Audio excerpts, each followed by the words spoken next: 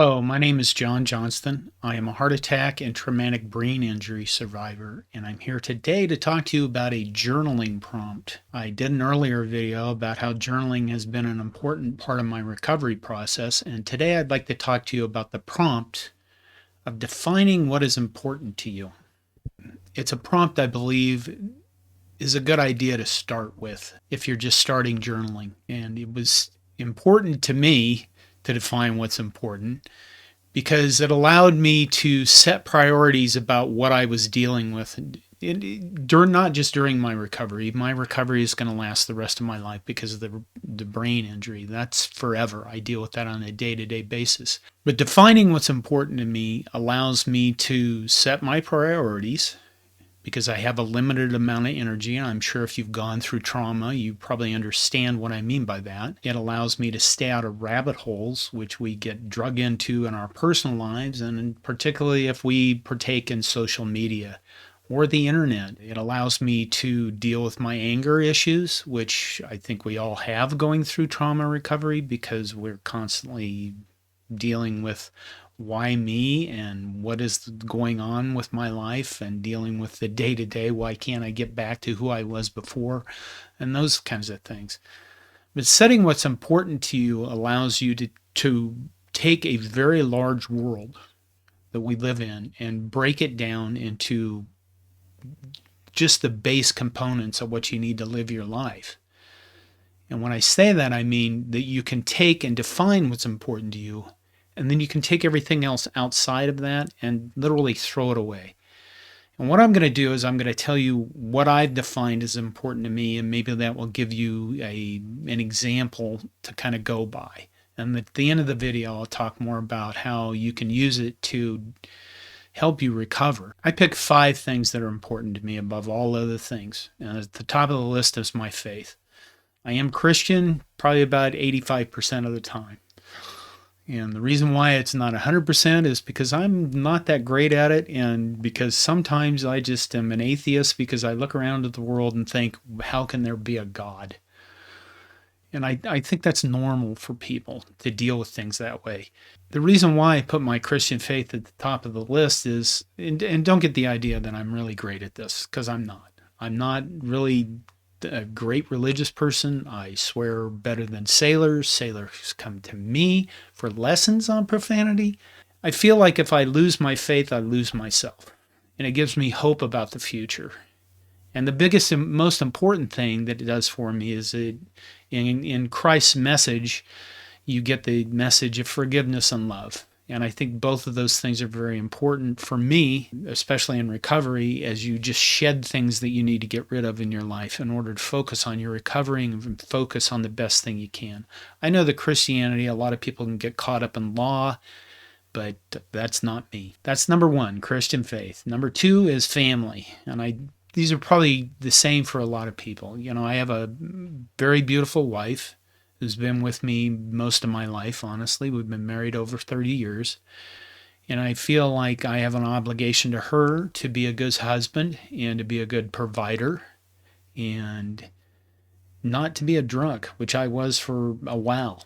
Part of the recovery process, I thought alcohol would be a good idea, and it wasn't. Along with my wife, there's my children. I have 3 children who are now adults. They're pretty interesting. It's interesting to watch them grow up and see what they're going to become in their lives. And they need me to be a decent father and not a complete piece of garbage, which I was when I was drinking. So faith, then family. Third is friends. And the reason why I pick friends is because sometimes you need people who are outside your family in your life to hopefully expose you to different things, to give you somebody to talk to when you need somebody to talk to or bounce things off of that aren't your family. I think the key to the friends is that I need to make sure that I don't overburden them with my problems. Every day I wake up with a chronic headache, and about every day I look at my wife and say, my head hurts. And I'm sure that she's either tired of hearing about it or she's heard it so much that it really isn't a differentiator from day to day. I don't want to do that to friends of my life, and I try not to do it to my wife or my family. although I probably do, but this is my side of the story. It's important that I don't overburden my friends with my problems. It's also that I remember that I need to listen to my friends as much as I need them to listen to me. So, number 3, friends. Number 4, customers. I am an IT consultant and my career is still ongoing. I still have a full-time job in IT, and I feel like I have an obligation to my customers. They hire me to do a job, to solve their problems, to help them with support, and I feel like it's my obligation to them to be dependable, to do what I say I'm going to do, and to provide value since they are paying me to do a job. Number 5 is my writers. I run a very large website called cornnation.com. It's about Nebraska sports, and I have a group of writers that write for me. And I feel like they're the 5th most, they're in the important list because I feel like I have an obligation to them as well. I need to support them in what they're doing. I want to put them in a position to be successful. And if there are people who want to come write for me or my existing writers, I want to give them opportunities to grow in their writing or grow in whatever they want to do with their life. And I feel like those things, those 5 things that I've listed, are the most important things in my life. Now, maybe I should have listed health. You'll notice it's not on the list, and it probably should be, except that I look at it and I kind of go, well, in order to actually be a good husband, I should stay healthy, and in order to be a decent IT consultant, I need to stay healthy. So I'm kind of wiggling my way out of that. But health probably would be a good addition to the list. The other thing that's not on the list is politics. It's really not important to me. It's something that I can get bogged down into and quite frankly become quite angry about, because the world today is complex and it's constantly in our face, with the internet being what it is and our phones being what they are. Here's the key to this, is making this list. When I'm dealing with a bunch of issues, I can set my priorities. In other words, does my wife needs come in front of my customers? Well, I can balance that. Does my customers' needs come before my need to answer somebody on Twitter who's made me angry, somebody on Facebook who's posted something I've disagreed with? Yeah, I can take the social media stuff and throw it away.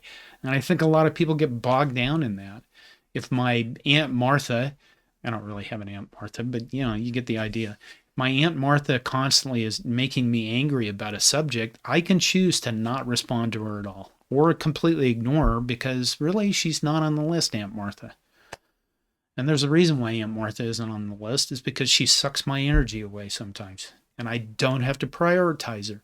If all these other things are taken care of, then I might look at social media a little harder, or I might look at what's going on in the news today, or I might look at some of the other ancillary things that aren't on my list. But that's why I defined through journaling what's important to me, because it keeps me focused and it keeps my attention where it needs to be. And just as importantly, because of my brain injury, I have limited energy, and it allows me to spend that energy wisely. And I don't get sucked into things that suck that energy right out of me, because I need that energy to live day to day, and I need that energy to complete my recovery and stay with my recovery, which is day to day. My name is John Johnston. If you like this video, please subscribe to my channel, as I am going to be talking more about the things that help me recover and help me be the best I can be. Sometimes it's not the greatest, but I don't know, for a guy that was dead 20 minutes, I think I'm doing pretty well. Please like this video, subscribe, and come back for more. Thank you for listening.